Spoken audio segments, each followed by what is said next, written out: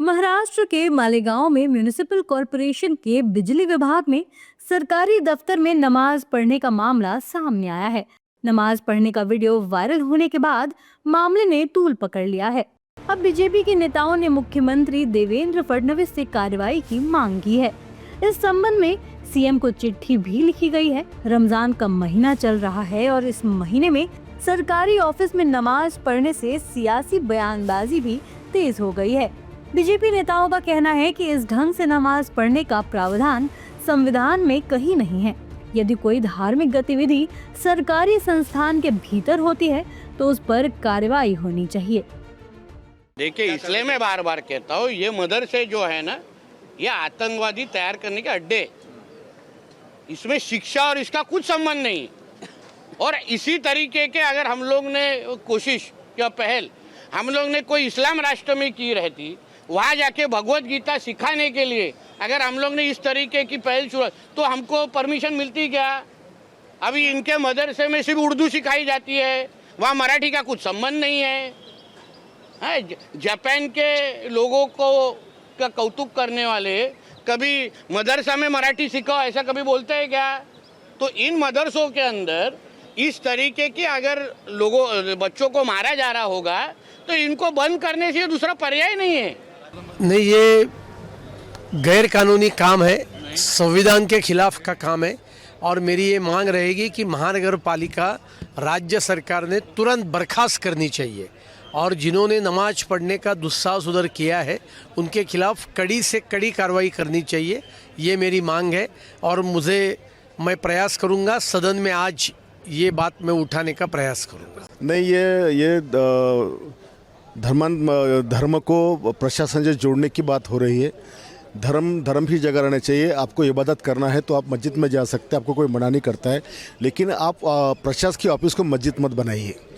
और ये बात गलत है। इस तरह से अगर चलता रहा तो हिंदू भी भजन कीर्तन ऑफिस में करेगा और कोई भंते जी आकर वहाँ पर अपना धर्म का काम करेगा, तो ये महाराष्ट्र में जो प्रथा शुरू होने जा रही है गलत है, ये बंद होना चाहिए। हालांकि दूसरी ओर शिवसेना यूबीटी ने सरकारी दफ्तर में नमाज पढ़ने पर किसी तरह की आपत्ति नहीं जताई है और शिवसेना यूबीटी नेता कहीं न कहीं इसका समर्थन करते हुए दिखाई दे रहे हैं।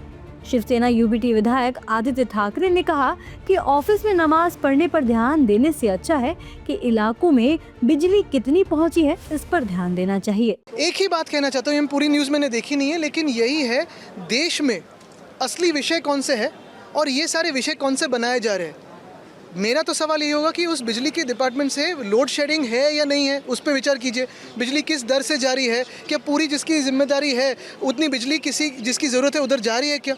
यानी हम देश को कहाँ लेके जाना चाहते हैं और भाजपा कहाँ खींचना चाहता है, ये इसमें जो एक अंतर है उसके बारे में हम नहीं तो आपने सोचना चाहिए। देखिए, मालेगांव में जो हुआ है वो कैसे हुआ, क्या हुआ, उनको ग्रेस पीरियड दी गई थी कि नहीं है। लेकिन अगर उन्होंने ग्रेस पीरियड में नहीं किया होगा, देखिए हर धार्मिक और समाज के लोगों को अपने तरह से अधिकार है, वो काम के बीच में या अपने वक्त में वो कर सकते हैं, क्योंकि आपको पता है कि रमज़ान और रोजे के महीने चल रहे हैं। इन दुर्दैव की बात है कि कौन जाकर इसके बारे में कार्रवाई की मांग कर रहा है, जो खुद सरकार में कौन रोका है उनको? करिए ना, अगर गलत किया होगा तो आप कार्रवाई करिए। भाई यही वही लोग हैं जो मालेगांव में एक बात करते और मीरा भाईंदर में टीपू सुल्तान जी का नाम हॉल में देने का काम करने का ठहराव करते।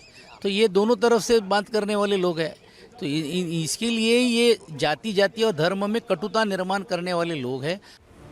बता दें कि मामले के तूल पकड़ने के बाद बीजेपी नेता किरीट सोमैया ने आरोप लगाया है कि कुछ म्यूनिसिपल कर्मचारियों और लोगों ने म्यूनिसिपल इलेक्ट्रिसिटी डिपार्टमेंट ऑफिस में खुलेआम नमाज पढ़ी। इसका वीडियो सोशल मीडिया पर वायरल हो रहा है। किरीट सोमैया के मुताबिक इस मामले की शिकायत मुख्यमंत्री देवेंद्र फडणवीस से की है। इसमें शामिल सभी लोगों के खिलाफ एफआईआर दर्ज करने और कर्मचारियों को सस्पेंड करने के लिए मुख्यमंत्री और अधिकारियों को लेटर भेजा गया है।